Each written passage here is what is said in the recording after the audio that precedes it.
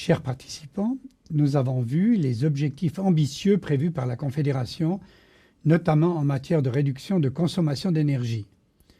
Au cours des prochaines leçons, on va discuter des économies d'énergie que l'on peut faire dans plusieurs secteurs.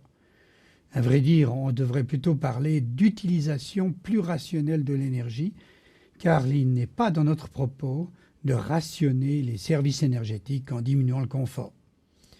On va commencer par le bâtiment. Et on voit ci-contre les flèches qui indiquent les réductions espérées dans le domaine du chauffage et de l'eau chaude des bâtiments, et ceci pour la comparaison entre 2011 et 2050, le scénario basse consommation. Tout bâtiment peut être vu comme un système énergétique délimité par une frontière, traversé par des flux d'énergie entrant, les apports solaires, les énergies de réseau par exemple, ou les flux sortants, comme les pertes d'isolation entre autres. Et ça, pour maintenir notre confort, il s'agit notamment de compenser les pertes et d'éviter les parois froides qui provoquent de l'inconfort. Le bâtiment consomme de l'énergie pour maintenir une température intérieure agréable, quelles que soient les conditions météorologiques externes, pour assurer aussi un éclairage suffisant lorsque la lumière extérieure ne suffit pas, pour fournir de l'eau chaude sanitaire pour nos douches, pour faire fonctionner divers appareils et équipements et faciliter la mobilité, notamment avec des ascenseurs dans les bâtiments à multi-étages. Pour parvenir à une utilisation plus rationnelle de l'énergie, on distingue entre les mesures passives, ici à gauche, et les mesures relatives au système actif, représentées ici à droite. Ces dernières, comme représentées ici à droite, englobent tous les systèmes pour lesquels il faut acheter ou produire sur place des énergies finales pour satisfaire les besoins de confort notamment. Il s'agit des systèmes de chauffage, parmi lesquels on a des pompes à chaleur comme représentées ici, et qui doivent être alimentés par de l'électricité ou du gaz, comme on le voit dans ce diagramme. Les mesures passives, ici, font tout particulièrement l'objet de cette leçon et sont des mesures qui touchent essentiellement l'enveloppe du bâtiment pour en réduire les pertes sans avoir besoin d'acheter des services énergétiques, des énergies finales.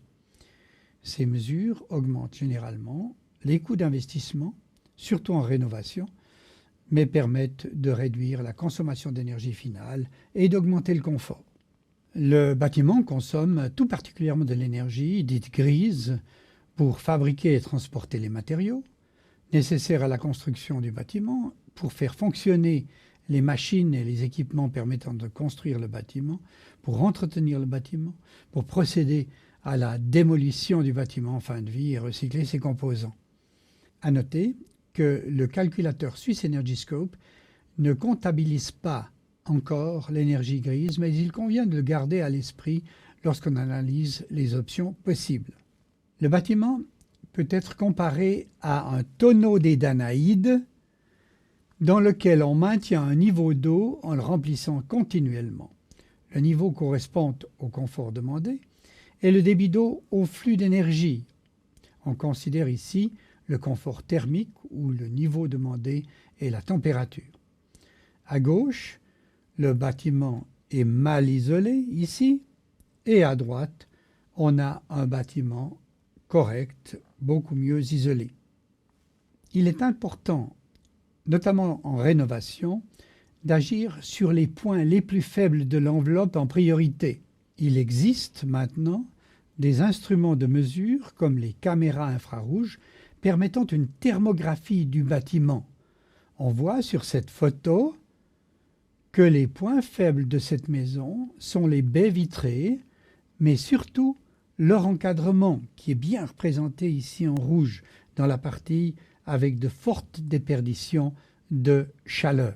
Il est recommandé de faire une telle analyse avant de se lancer dans de lourds investissements. Le bilan thermique d'un bâtiment est basé sur le fait que pratiquement toute l'énergie entrant dans le bâtiment finit par être transformée en chaleur. Étant donné qu'en moyenne, l'intérieur du bâtiment est une température constante, toute cette énergie finit par en sortir.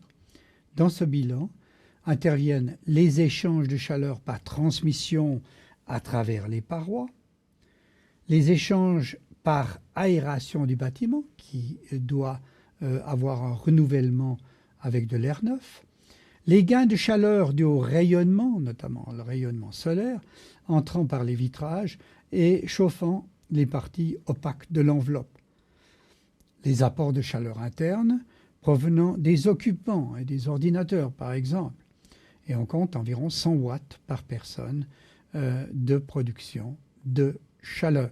Et naturellement, toute l'électricité, notamment dans les lampes qui sont peu efficaces, ou tout appareil, toute cette électricité finit en chaleur. Les apports d'énergie pour compenser les pertes en hiver ou pour éliminer les excès en été bien sûr.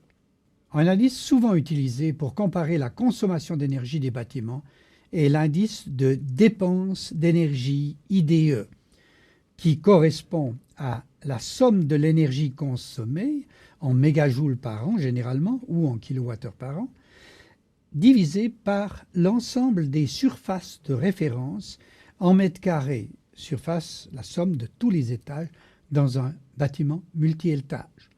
Le mode de calcul exact est précisé dans une norme de la Société suisse des ingénieurs et des architectes. Comme on le voit ici, on ajoute la surface de référence de chacun des étages. Sans aller trop dans le détail, voici une référence pour calculer la surface énergétique de référence dans un exemple donné. On voit ici que l'on prend en gros toute la surface à l'intérieur des murs, même du périmètre extérieur, sauf quand il y a un garage où on ne prend pas en compte sa surface s'il est incorporé, comme par exemple ici dans un rez-de-chaussée. Ayant compris cet indice de dépense d'énergie exprimé en mégajoules par mètre carré et par an, on peut voir quelles sont les valeurs limites correspondant à la norme pour différents types d'affectation de bâtiments. Pour un bâtiment locatif, un bâtiment d'habitat collectif, on voit que les pertes de chauffage devraient correspondre à un indice de dépense d'énergie inférieur à 160, la partie rouge. Un IDE pour la préparation d'eau chaude inférieur à 100, c'est la partie violette, ici. Et un indice IDE de consommation électrique pour d'autres applications que le chauffage et l'eau chaude inférieur à 300, la partie bleue. Ce qui correspond en kilowattheures à des valeurs de l'ordre de respectivement 44, 28 et 83 kilowattheures par mètre carré par an. Il existe en Suisse un standard appelé Minergie qui sert aussi parfois de référence. S'il est entièrement rénové au standard Minergie de base ou autre label équivalent, ici au milieu, le parc immobilier suisse économiserait environ la moitié de l'énergie finale qu'il utilise actuellement. Une autre approche est le certificat énergétique cantonal des bâtiments qui indique combien un bâtiment d'habitation, un bâtiment administratif simple ou encore une école consomme en énergie lors d'une utilisation standard en chauffage, en eau chaude sanitaire, en éclairage et en autres consommations électriques. Il permet une comparaison avec d'autres bâtiments et propose des mesures d'optimisation. Le besoin énergétique défini est visualisé par un classement allant de A à G, soit de très efficace énergétiquement pour A, à très peu efficace énergétiquement pour l'étiquette G. Ce graphe, publié notamment dans un livre blanc sur les technologies énergétiques et efficaces que nous avons écrit avec plusieurs collègues de l'ETHZ, met bien en évidence la consommation spécifique moyenne des bâtiments selon leurs années de construction. On voit ici, par exemple, ce sera entre 1910 et 1920 pour la barre intermédiaire et les barres plus récentes, par exemple 2006 à 2010, on a une différence considérable de demande énergétique des bâtiments. On voit que cette consommation a diminué à partir de la première crise pétrolière en 1973, avec un renforcement progressif des normes de construction. Cependant, la surface bleue, notamment, indique l'ensemble du travail et les efforts considérables encore à faire pour rénover les anciens bâtiments du parc immobilier suisse au niveau de celui des constructions les plus récentes. Notre calculateur utilise des valeurs qui sont dans l'ordre de grandeur de ces nouvelles constructions, c'est-à-dire autour des 40 kWh par mètre carré et par an. Ce graphe montre schématiquement les gains de consommation en énergie pour différents degrés de rénovation d'un bâtiment existant et qui a été construit en 1956.